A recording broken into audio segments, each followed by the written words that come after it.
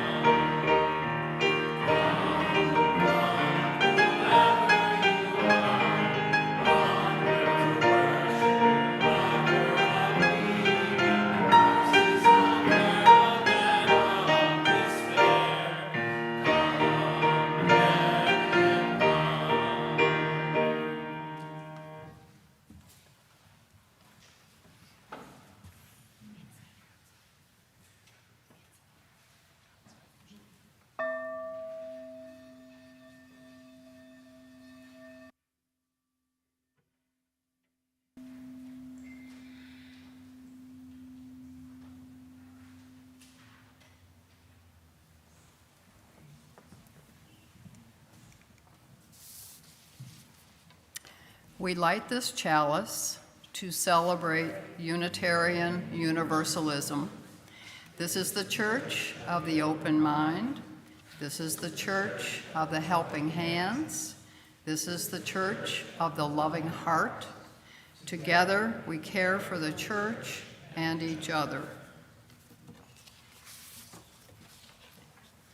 Good morning. We welcome you all here today for Water Communion Sunday.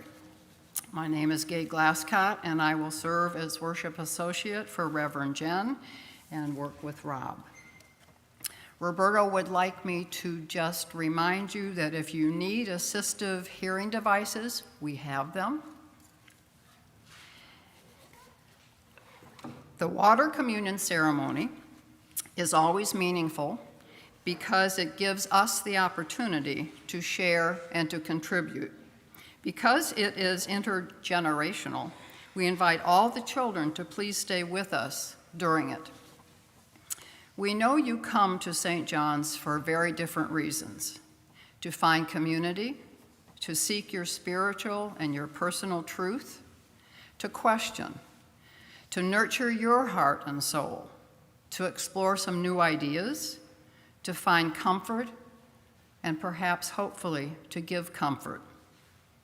Unitarian Universalists affirm unconditional love as a foundation and a grounding for our actions in this world. We strive to be of service to our communities, and we advocate for change on all levels: local, state, national, global. But any change, the real transformation, must begin within ourselves. We face challenges at St. John's, but most of us come here to learn more about being in relationship together, how to listen, how to forgive, how to be vulnerable, how to create trust, understanding, and compassion in one another. A very special welcome if you are brand new to St. John's. Our hope is that what you see and what you hear will feel meaningful and that you will return. Please stand now for hymn number 210, Wade in the Water.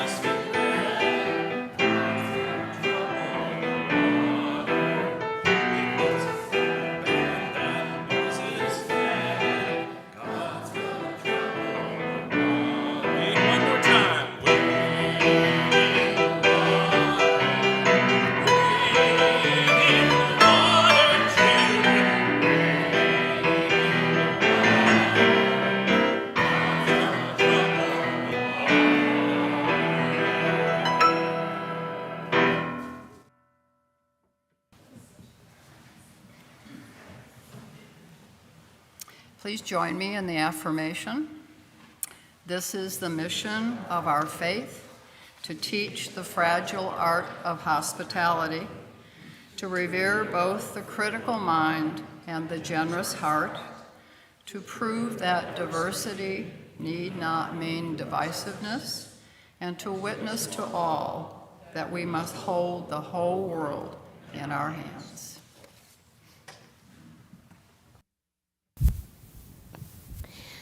Sharing joys and concerns is a sacred time in our worship together. It is a recognition that our whole self matters, the joys and the sorrows, the delights and the worries that we bring with us into this room matter. Here at St. John's, we honor our joys and concerns by coming forward to place stones representing all that we carry into the sand that represents the many and unique parts of our beloved community over all the years we have existed. If you would like a joy or concern to be read, please leave them on the table or enter them in chat, and Monica will send this forward to us.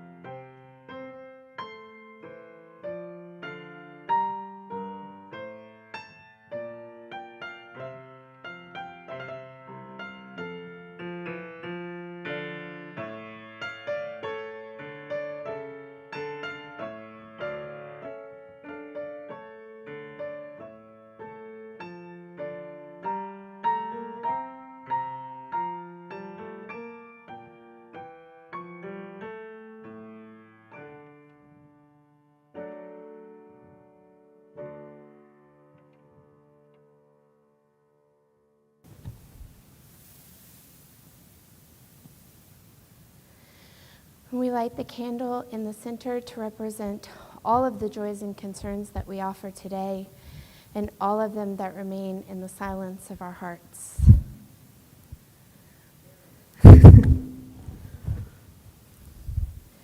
And Lynn O'Brien asks us to share that her sister Pat has been very ill with West Nile disease.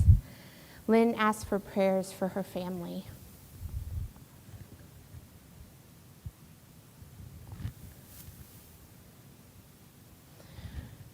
We have completed the facade.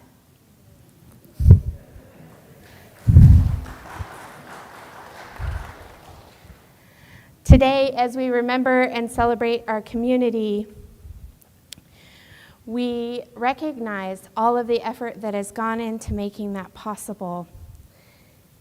In addition to water communion today, we're celebrating that completion. Our building helps our beloved community meet our goals to create sacred space together and offer something important and valuable to the community inside and outside our walls. When the construction began, all of you and Reverend Alice offered a blessing to recognize the time of change you were entering. And we have moved out of that time into another. Our sanctuary, we know our sanctuary is a place where countless children have been dedicated, hundreds of marriages have been solemnized, and so many lives have been remembered and honored.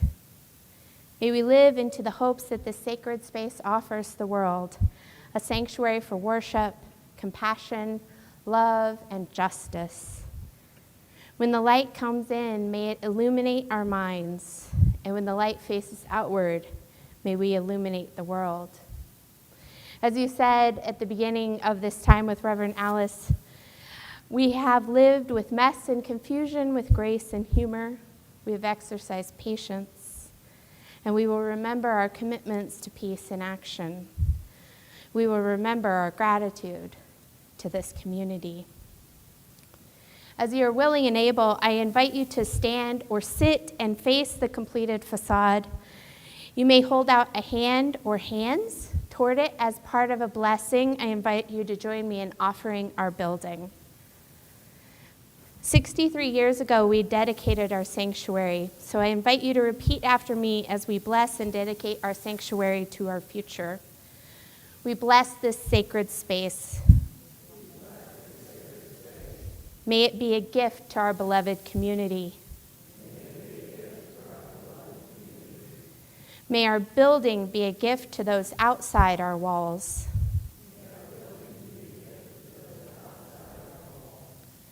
We bless this space and offer it to the service of loving our world. Thank you. You may be seated.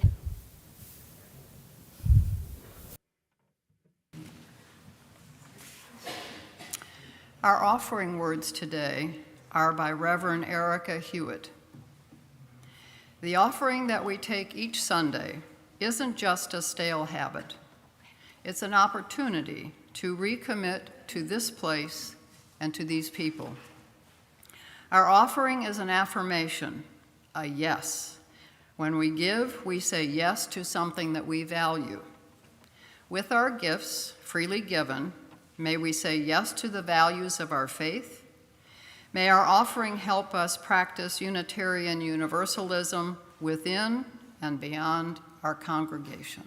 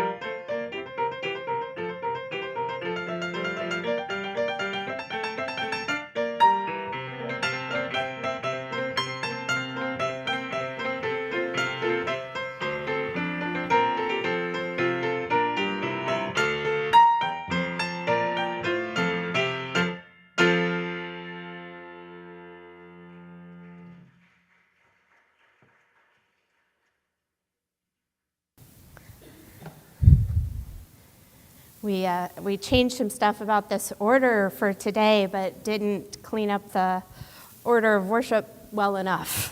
So I apologize for that surprise. Today we've recognized the value of our building and the gifts our building and our community offer to the world. St. John's shows this in many ways, including inviting Found House families into this space next month.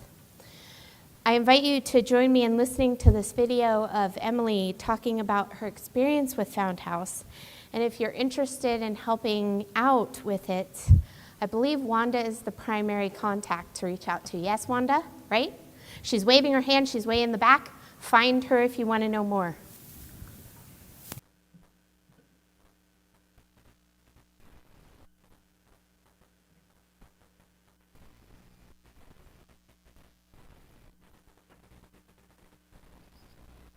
Hi, I'm Emily Hodges, longtime member of St. John's Unitarian in Clifton.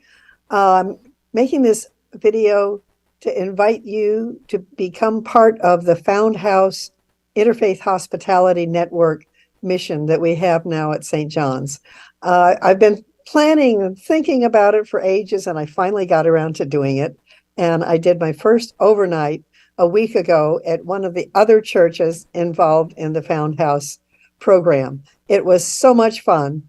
There were 4 families, all single moms, with one 17-year-old daughter, and the others were all 1 baby and 6 other children aged 3 and under. The children were adorable. The duties of the overnight host, I thought we were going to have to stay up all night and really keep an eye on things. Not so at all. We had a very nice room to sleep in with my other host partner, Wanda Crawford, who's been the head of the organization here at St. John's for many years. We got a good night's sleep. We got up early enough in the morning to wake all 4 families and invite them to breakfast before the van came to pick them up at 7:45. I can't stress how easy and enjoyable and fun it was. There are many, many ways that you can help. Some would only be taking a load of laundry home to do and bring back in a couple of days. Others would be to prepare a meal and share it with the families.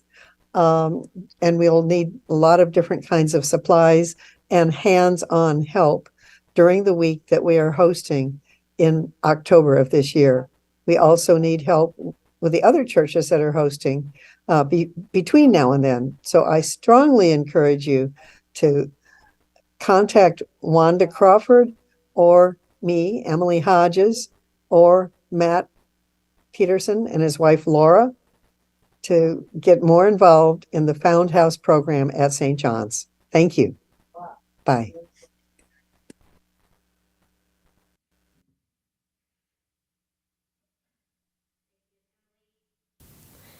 I want to invite Ashley forward to offer our Story for All Ages.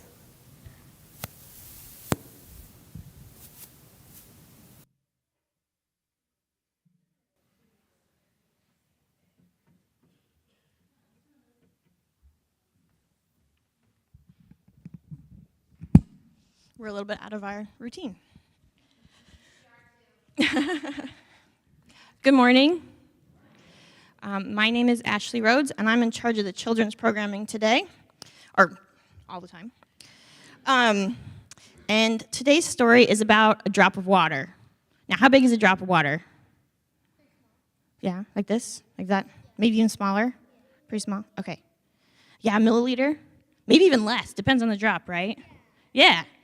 So this drop of water is named Higgins. And this drop of water has a dream. So he lived in a valley where it had not rained in a very long time. So all the lovely green grass was turning brown, all the beautiful flowers were wilting, and the trees were starting to droop. Have you seen that sometimes, like when we don't get enough rain and all the grass turns brown? Yeah. Higgins had a dream that one day the valley would be beautiful again. But what could he do? After all, he was only a drop of water, this big. Sometimes when I see like a break on top of the glass, if you take it off, Right. If there's a brick on the grass, it doesn't let the water get to it, right? So one day, Higgins decided to travel and tell others about his dream that the valley would be beautiful again. All the other drops listened very politely, but no one believed that his dream would come true. "Higgins," said one, "get your head out of the clouds. You can't spend your whole life dreaming." But he decided he had to do something to make his dream come true. So he began to think and think and think. One day, as he was walking by a rusty old bucket, he got an idea. If enough of us drops of water got together in this bucket, Higgins thought, there would be enough water to sprinkle on a few flowers to help them grow and become beautiful again. He got very excited, and he told everyone his great idea. But everyone else thought he was being very foolish. "That Higgins is nothing but a dreamer," they said. But he decided he had to do something to convince the others. So he said to them, "I don't know about you, but I'm going to get in the bucket. I hope some of you will join me. Then there might be enough water to help at least a few flowers become beautiful again." So he ran as hard as he could, he hopped way up in the air, and he landed with a kerplunk in the bottom of the bucket. And there he sat. He was just one drop in the bucket. For a long time, it was only Higgins. He was very lonely. It seemed like no one else was going to join him. But after a while, some of the other drops, the grass was still was still dying, and the flowers were wilting, and they all agreed that something had to be done. Suddenly, one drop shouted, "I'm going in the bucket with Higgins." And he leaped through the air and landed, kerplunk, in the bucket. And two other drops yelled, "Wait for us!" And they hopped through the air and landed in the bucket. Then 10 drops, then 30, then 50, and then hundreds of drops came from all around just to hop in the bucket. Soon the bucket was completely full of water, but there were still more drops that wanted to join, so they found another bucket, maybe one that wasn't quite so rusty, and hopped in. Before long, there were 2 buckets of water, then 3, then 4, then hundreds, then thousands of buckets of water. Along came a powerful breeze that blew over all the buckets, and all the water flowed together to make a mighty stream. Everywhere the water flowed, the grass turned green, and the flowers bloomed, and the trees stood tall and straight once more. All this happened because Higgins had a dream, and his dream came true. Because he knew that although he was just a drop in the bucket, enough drops in the bucket make a bucket full. And when there are enough buckets with the wind behind them, then justice will roll down like waters and righteousness like a mighty stream. And that's the end of our story. And we are going to go back to the chapel.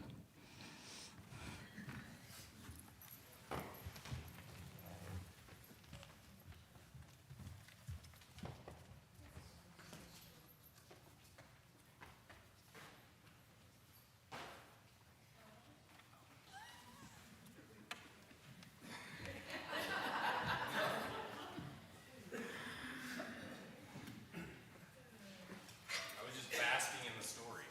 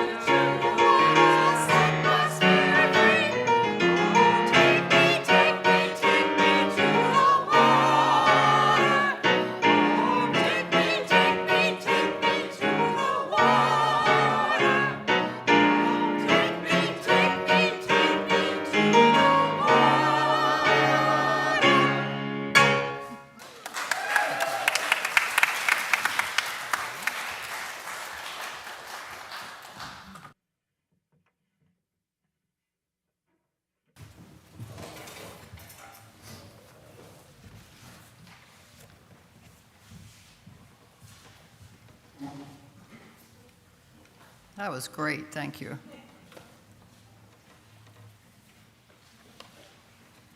Our reading today is This is a Call, and it's written by Reverend Karen Johnston. This is a call to flow as river flows, effortless and mighty, to find hope in each other, to inspire each other, to never go it alone. This is a call to new beginnings, to new creations, to new chances to do good deeds, to forgive and to seek forgiveness, and to be written into the book of life. This is a call to offer solace when it is needed and where, to find joy whenever it offers itself up in the now of every moment. This is a call to find your heart's most precious intention, letting it have its wild way with you. This is a call to come back, come home, come to your senses, come to yourself, come to your whole and holy self.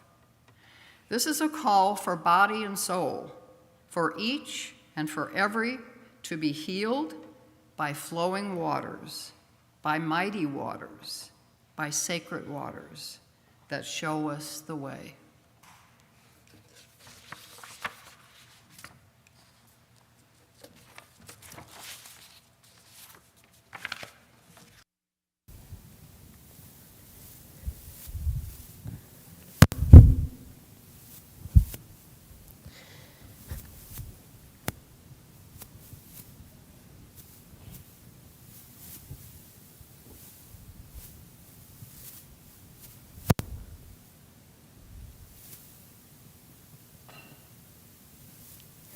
We gather today in community to renew our connection to one another and our covenantal community.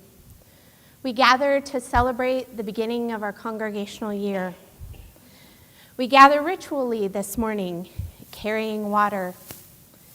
We know that without water, life cannot survive, just as we cannot survive without one another, without community. Water is a powerful symbol of life-giving.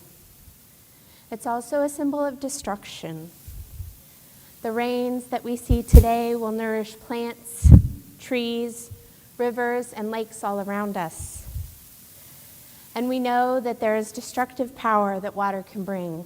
This year we see increasing hurricanes, with the recent hurricane slamming into Florida and Lee threatening the East Coast. We know we face increasingly chaotic weather. And so we gather to remember that even apart, we are part of that same cycle, the same life. We gather to remember to hold all life around us with care and love. Water communion began as a deep ritual, one created in Michigan from the feminist movement within Unitarian Universalism, but which spread to our entire association. Today, we remember water as an element in a powerful story. If you didn't bring water with you today, don't worry. We have some water up here for you to use. And if you're at home, I encourage you to take a moment to gather water from your sink. So as we move into our ritual, I want to ask you to think about water. What does it symbolize for you? We're going to do water communion a little different than what you're used to, so I invite you to join me in this experiment. If you end up wanting to share more about the water you have with you today, we invite you to share during fellowship hour. So what we're doing today is we have 3 general categories of sharing: pain and sorrow, peace and strength, and joy and love. What does your water mean to you? What gifts did it this summer bring for you? What do you bring to this year? During that time, during the time of sorrow, the time of peace, or the time of joy, I invite you forward to pour your water or this water into the bowl. And then if you would like, you can line up at the microphone and share a couple of words. I should probably turn this microphone around. About what that water symbolized for you. What gift has been offered to you or do you bring with you? You can also decide that you want to place your water in the bowl silently and return to your seat knowing you are held in the love of our community.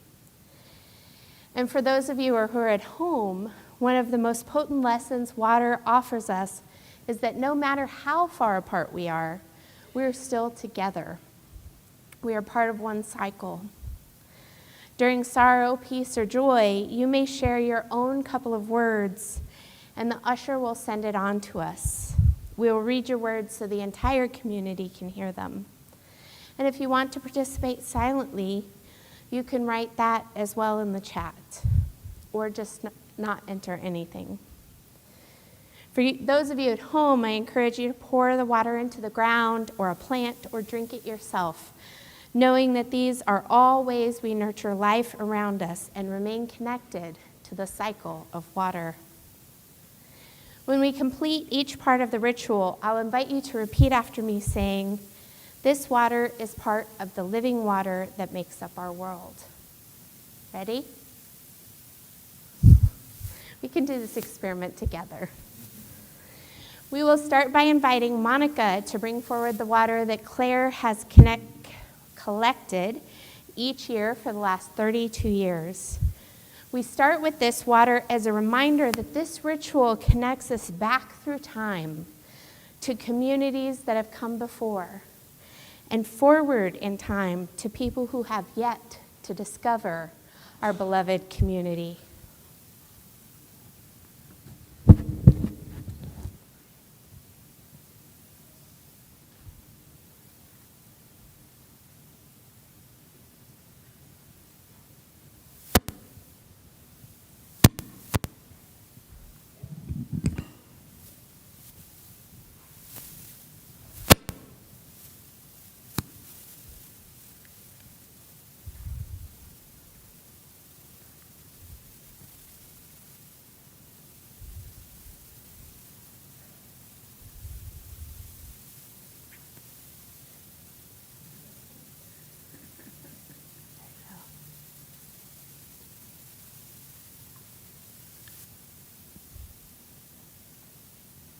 Bring these words from Claire. She's home sick, and the water that I added is from Sydney, Australia, where her son Calvin lives.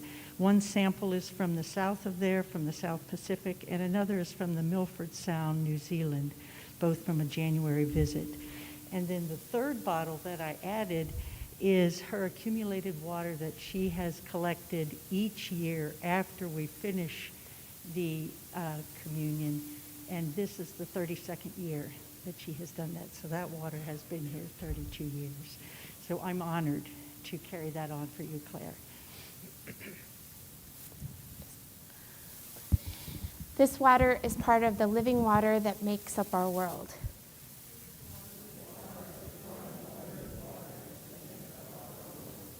Excellent.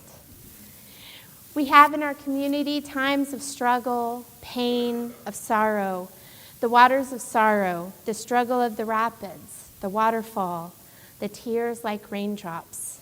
We recognize the sorrow of this time where there are so many mass shootings that it no longer seems like a surprise, where the number of U.S. citizens in prison far outstrips every other first world country. And we remember that September 11th still brings sorrow for many. I call forward the waters of sorrow.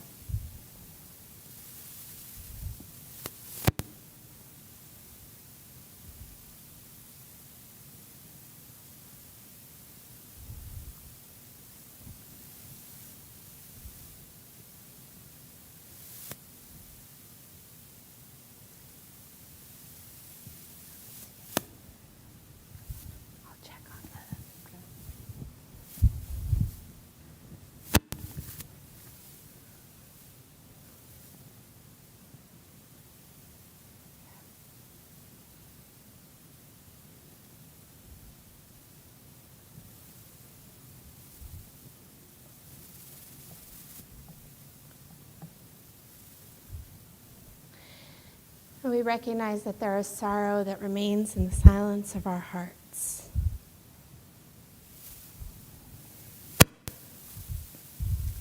We have in our community times of peace, contemplation, and solitude.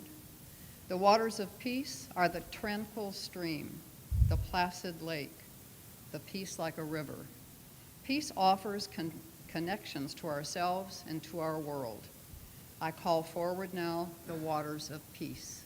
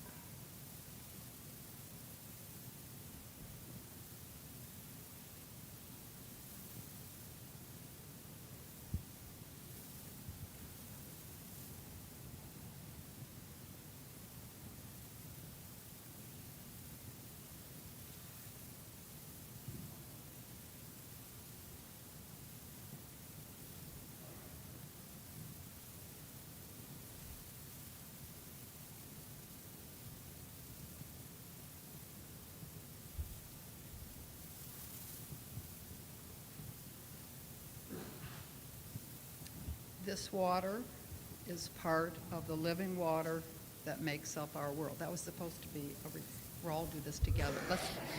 Ready? This water is part of the living water that makes up our world. We have in our community times of joy. The waters of joy and love are the rain puddle, the babbling brook, the joy like a fountain, the new life, the new job, hopeful news. I call forward now the waters of joy.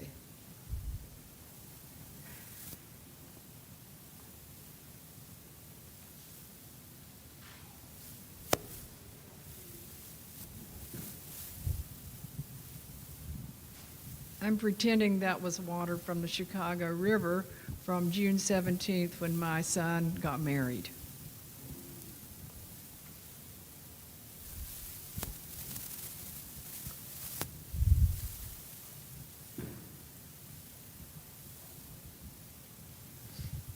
Our joy this summer was to learn that our daughter is expecting our first grandchild, who is currently still living in water.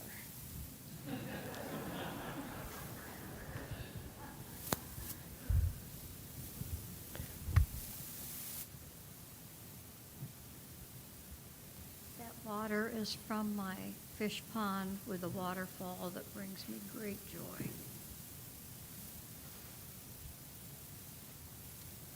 Greg's mom was very ill this summer, and we got to see her. She's doing so much better at Harrington Lake in Kentucky this year.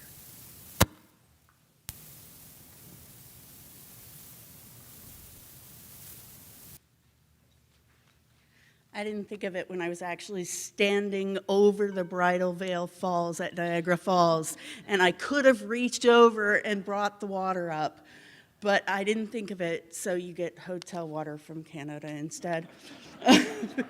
But it's the joy of a lovely 2-week, once-in-a-lifetime vacation that my children and I took, driving up and around Lake Erie, seeing Toronto and Detroit and all the cool stuff.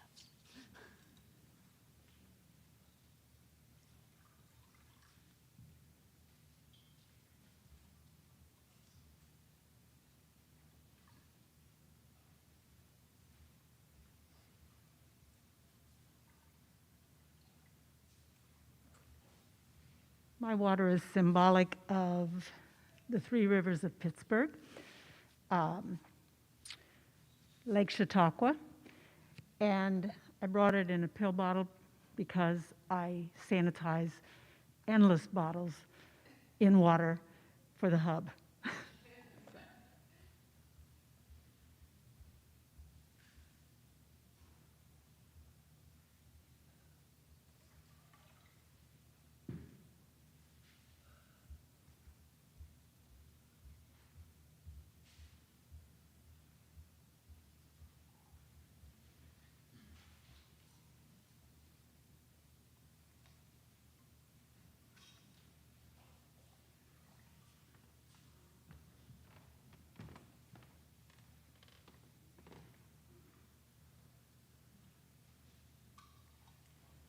So this water from our rain barrel represents the abundance of joy from the garden.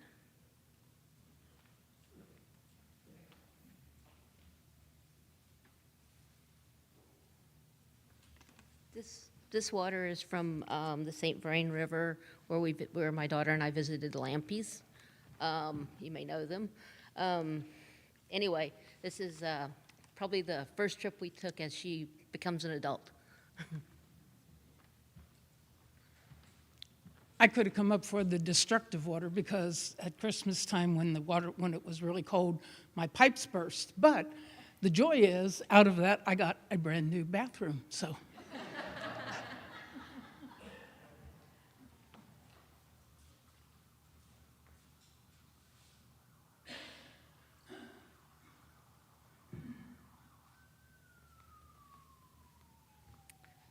For those of you who don't know me, I'm Melanie Stuckey. I'm Rob Thacker's sister. And that water represents just the beautiful week that we were able to spend out in Utah with our grandmothers who are in their 90s. And we were able to hike beautiful country and see waterfalls and the river flowing. And it just made me think how we are all connected. And that even though that is still so far away, that is still connection that I have. So the thing I would add to that is we were able to take a trip with one of my grandmothers to when her husband died like 35 years ago. He was 54, and she's been a widow ever since, and she had to go back to work, and she worked for the Bureau of Reclamation. And she took us on this little tour, and we went to this little city called Heber, and we see our ancestors' names on the wall that they were asked by Brigham Young to go and settle that valley, and we're like, wow. There's some history here and pictures of William Thacker up on the wall, and I'm like, holy smokes, like both sides coming from here. But she took us to see some of the reservoirs out there, and she felt so proud of her ability to go back and work and support herself after her husband passed away, and to be a part of like these reservoirs and the water. And she had so many stories, a lot of stories that we listened to, and it was lovely. So it was a great trip, and I love my sister for taking that trip with me, so That was awesome. Thank you. And we have joy from Dick and Carol Fensel, joy from drinking water in our own condo again. Can you add a little water for them? And joy, or symbolic water from the Cedarville Channel in Michigan from Emily and Charles. I imagine there's a story behind that condo thing. You'll have to tell me at some point.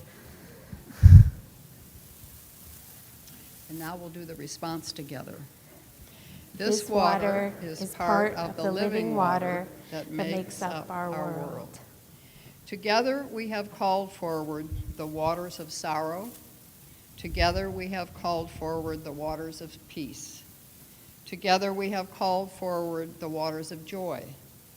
May we experience the blessing of our water communion and the blessing of our beloved community as we move forward into our new church year.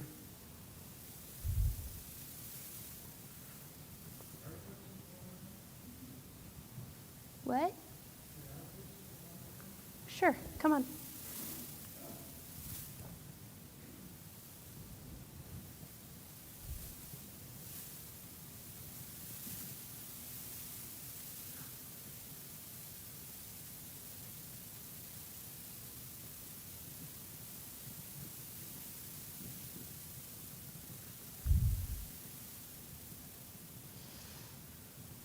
The water I poured in represents the 4 major oceans of the world: the Atlantic, Pacific, Indian, and the Arctic. I'm a submarine sailor. I have been submerged in all 4 oceans, sometimes down to 1,000 feet. So it's kind of a, yes. Wow. So This water is part of the living water that makes up our world. Each time my family moves to a new ministry community, Virginia gets to work looking for a gym. But not just any gym. It has to be a place with a pool. My wife knows if I'm going to thrive in our new home, I'm going to need the water. When I'm swimming through the water, I'm away from everything else. I can't cruise on my cell phone. I can't check the news or Facebook. I can't find out what terrible things have been said on Twitter or X. It's just me pulling my body through the water. Swimming offers a wonderful opportunity to think. As I swim, I inevitably find my mind drawn to our Unitarian Universalist 7th principle, which affirms respect for the interdependent web of existence of which we are all a part. You see, there's always someone else in the pool. And I think about the fact that in this world, no matter how far apart we are from one another, we are connected. As I swim, the ripples I create change the water that the other swimmers are moving through, even just the tiniest bit. But it still reminds me that we all have an impact on the lives around us. We share a world, and we share water. When we moved to Cincinnati, I started thinking about the river. The river that has flowed here since ancient times flows through us today. The water that rained upon the dinosaurs can be found here. The water that you drink, the very water that keeps your cells working, has traveled through earth and sky. We are all connected by the lives and the water that we share. And when we say we are a part of an interdependent web, we are acknowledging that how we act here impacts people right next to us and people who live a world away. And nowhere is that more shown to be true than in how we treat our water. Water is necessary to life, not just ours, but the life of everything on the planet. And it requires our care to continue to be a safe, nurturing source of that life. And we know this is an area where we must do better. We know about the dangers of unclean water. We hear news stories about trash spills, islands of plastic floating in our oceans. We hear of communities that can't access safe drinking water, even right here in the Midwest.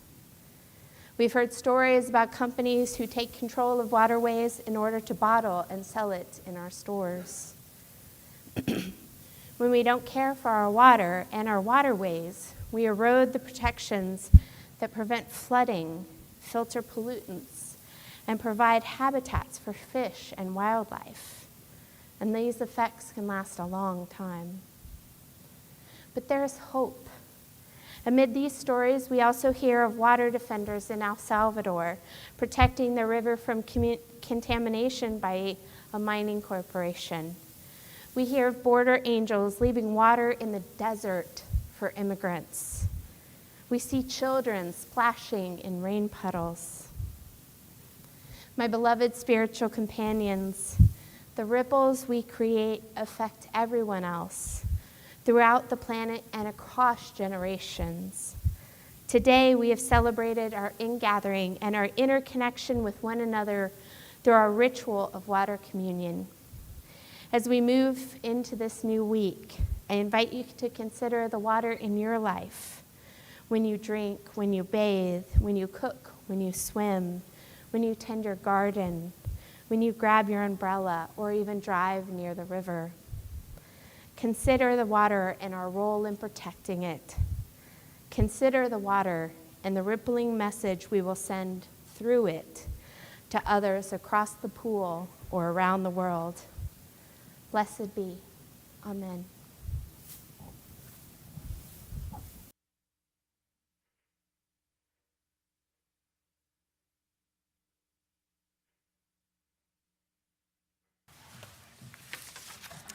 The announcements are pretty much self-explanatory inside your order of service. The men's group potluck and the UFO program, details about that. Reimagine social justice at St. John's. Adult forums are going to return, and the dates and times are given. Earth Spirit to meet September 17th, and all of the information about that is in your bulletin. Race Matters, Black Lives in the Supreme Court. Howard Tolley has information about that. And I see we have a personal little something to add. Please come up. Thank you. It's more than personal. I love though. We know what's going on. I just have to show up. And I'm not wearing my shirt today, but you know I'm here for the Out of the Darkness Walk on October 1st to benefit the American Foundation for Suicide Prevention. And one of the things I wanted to highlight today is that they do support groups if you have survived a loss of a loved one to suicide. And I'm seeing that they have meetings third evening of every month from 7 to 9, so see me if you'd like more information on that. Looks like it's online. And there are others available. I saw that there were 15 within a 10-mile radius. So anyway, the walk, as I said, is October 1st. You do not have to actually go to the walk. You can be a virtual walker or just as a participant to show moral support, and obviously donate if you can, if you are able. But even just registering shows, you know, that we've got a team community. So I will be out there with my computer if you need help registering. I also have little codes or little cards, business cards with all the information and a QR code. So thanks. Thank you.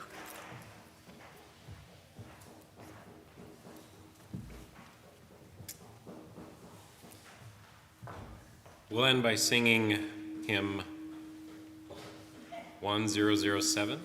There's a river flowing in my soul. Please rise and bow to your spirit.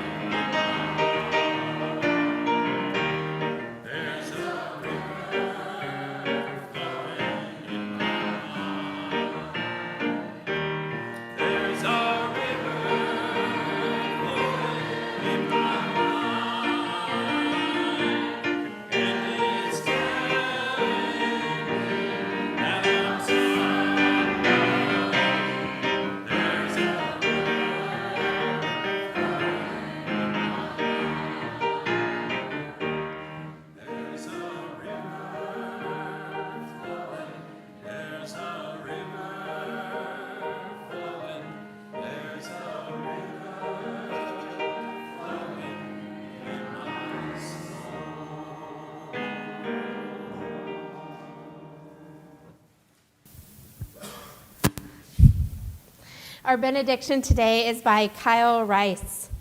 Go forth, but return to this community where rivers of tears may be shed, where dry souls are watered, where your joy bubbles, where your life cup overflows, where deep in your spirit you have found in this place a home.